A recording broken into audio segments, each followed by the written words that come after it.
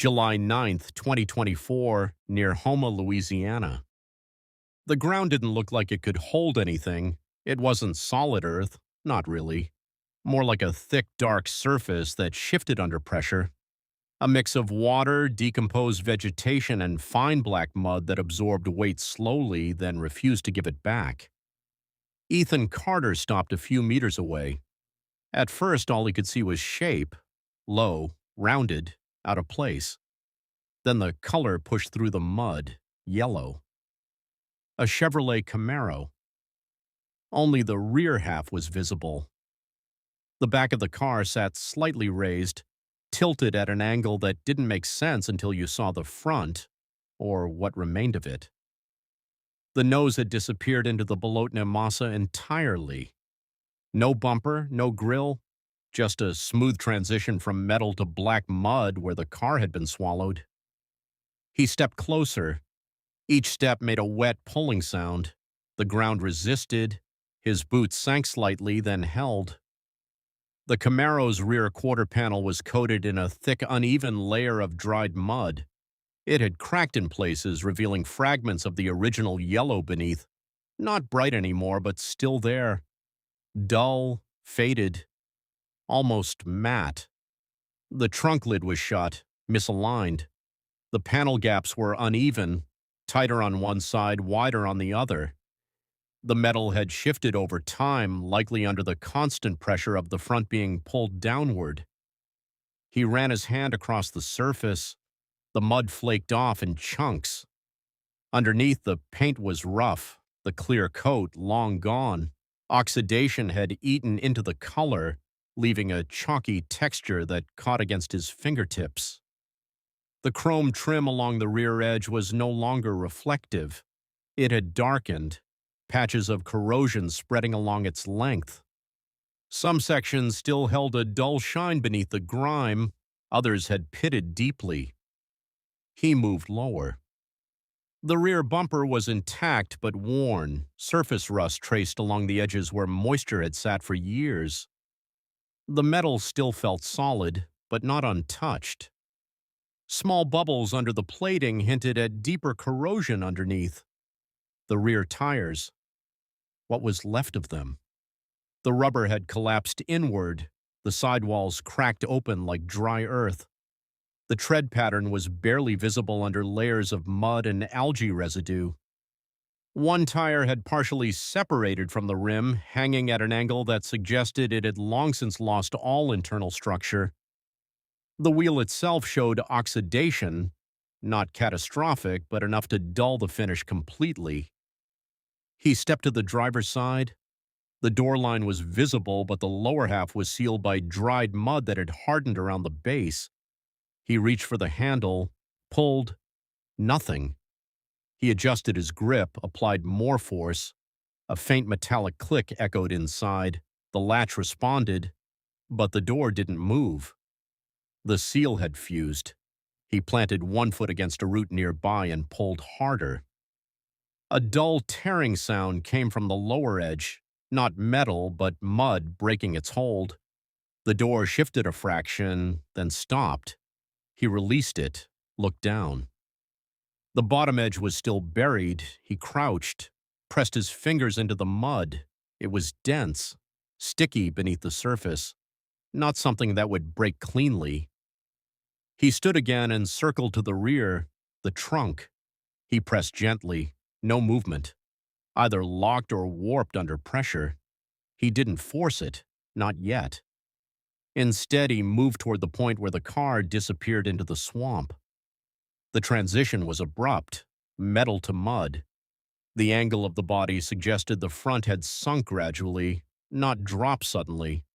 Over time, weight and moisture had pulled it deeper, inch by inch.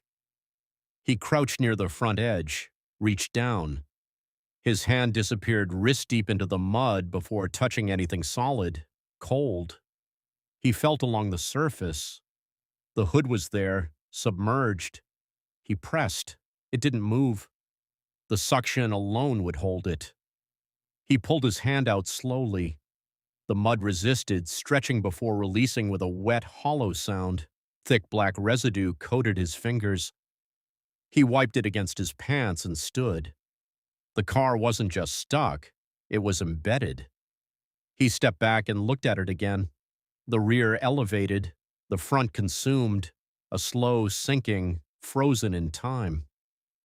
He walked back toward his truck, parked on firmer ground, opened the tailgate, chains, a manual winch, a shovel. He grabbed the shovel first. The metal blade sank into the ground near the side of the car with a soft, heavy push. No resistance at first, just absorption. Then, deeper down, it met something firmer. He levered it upward. A chunk of mud lifted, thick, cohesive, holding together like clay. He moved closer to the buried front, started clearing.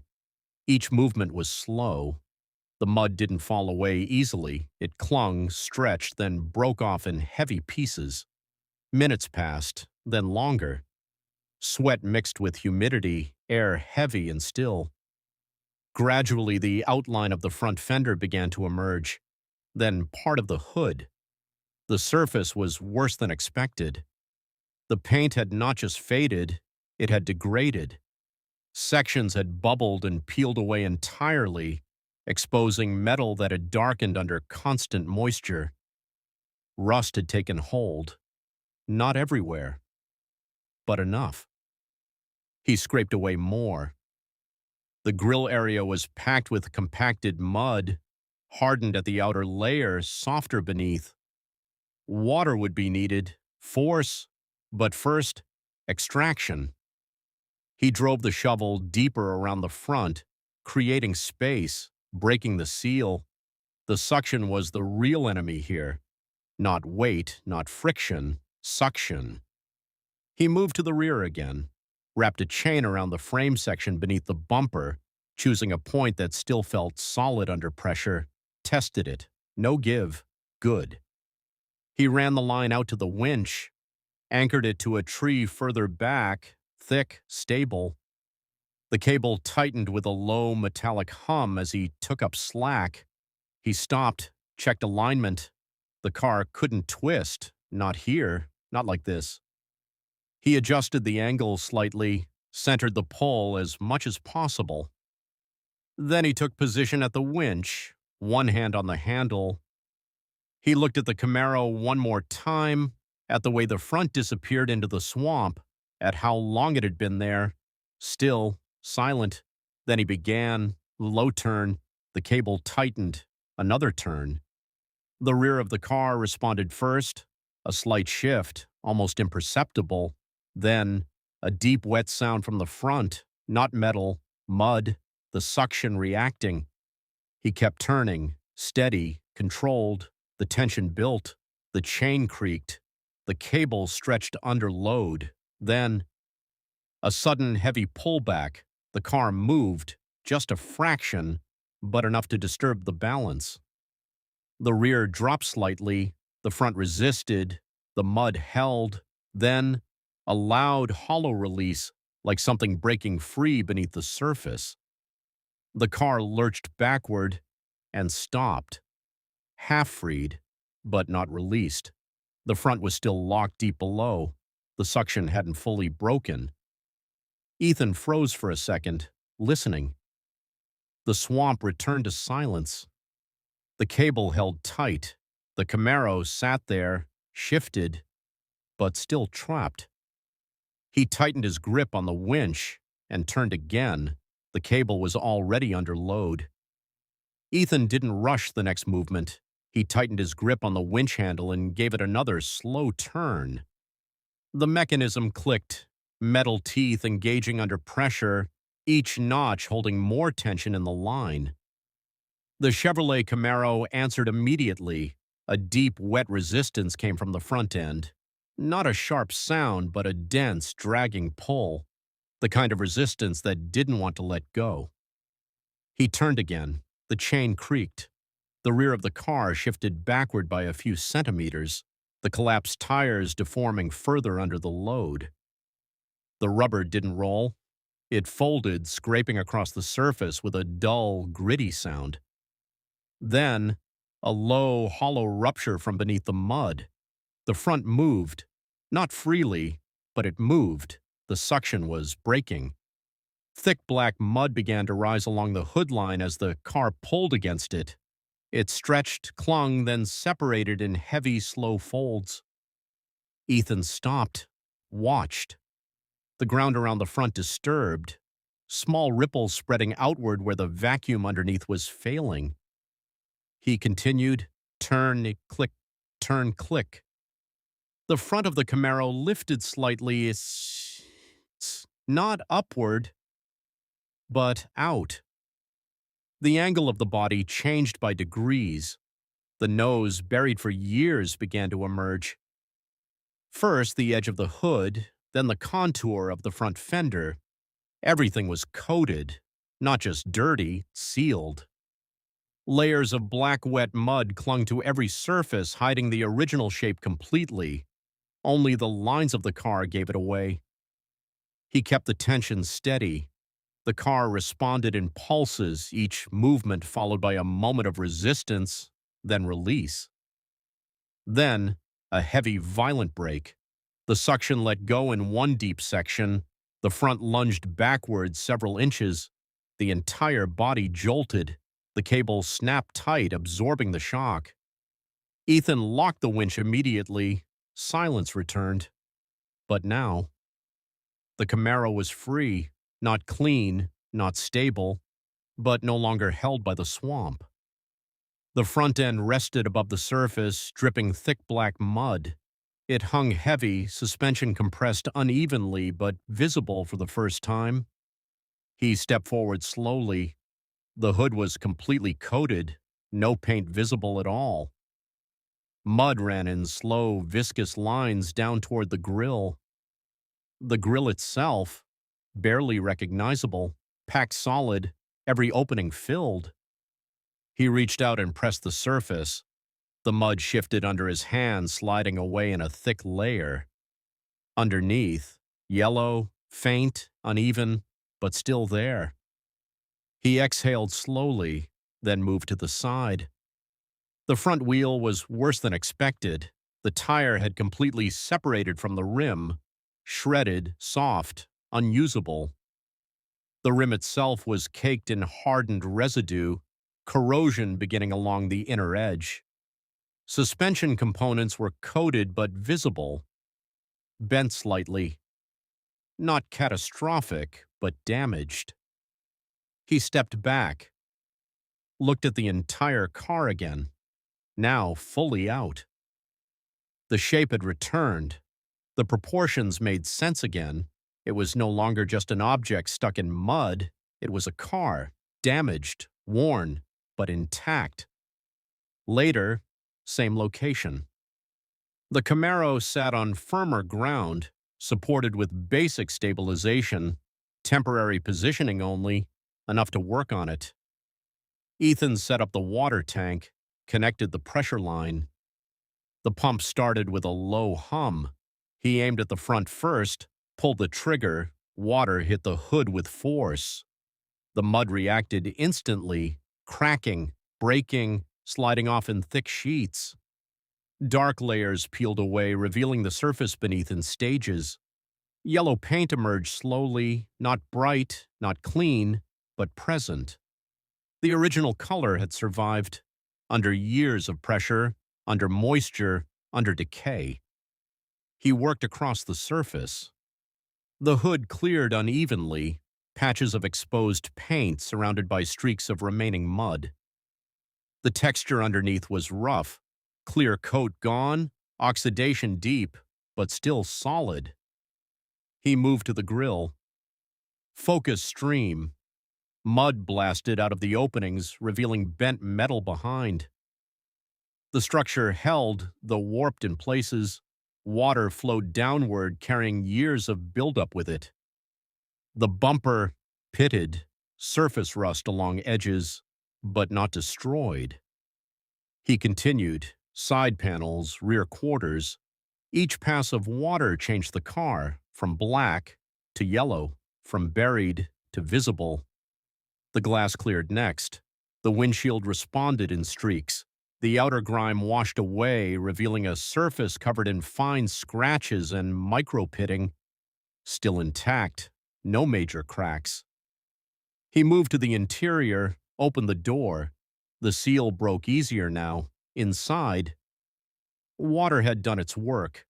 The seats were darkened, fabric swollen and stiff, foam underneath uneven. The dashboard showed signs of prolonged moisture exposure, slight warping along edges, surfaces dulled and cracked. The smell, heavy, wet, stagnant. He didn't stay long, closed it, moved to the engine bay. The hood resisted at first, the hinges stiff. He applied steady pressure.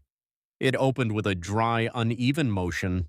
Inside, everything was wet. Not from cleaning, from years. Water had entered, sat, left its mark. Metal surfaces showed deeper corrosion here. Bolts oxidized, components discolored, wiring coated in residue. He didn't rush. This wasn't about immediate perfection. This was about first response. He began clearing debris, leaves, mud, organic buildup. Carefully by hand first, then light water, not high pressure, just enough to expose. Gradually, the engine shape became clear, old, simple, still complete. He checked the oil, pulled the dipstick slowly. The fluid was dark, thick, but not fully contaminated. No visible separation. That mattered. He stepped back, looked at the car, then made the decision. First attempt. He sat inside, temporary ignition setup again, basic, direct.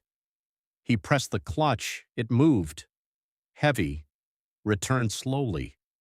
Good enough, neutral. He connected external power, paused, listened. Then turned the ignition, a click, silence. Again, this time, the starter engaged, slow, struggling. The engine turned with resistance, deep internal friction, dry components beginning to move. He stopped, waited. Let it settle. Again. The rotation improved slightly, still heavy, but moving. Again. The engine turned, hesitated, then a cough, short, sharp, unstable. He leaned forward slightly, focused. One more time, the starter engaged. The engine turned, and then ignition, rough, violent at first. The engine shook as combustion returned unevenly across cylinders. Water residue burned off. Old fuel traces ignited inconsistently. The sound was raw, unsteady, but real. The Camaro was running, not smoothly, not cleanly, but alive. Water dripped from the body panels. Mud still clung to the lower sections. The paint, partially restored, caught the fading light. Yellow, dull, scarred, but unmistakable.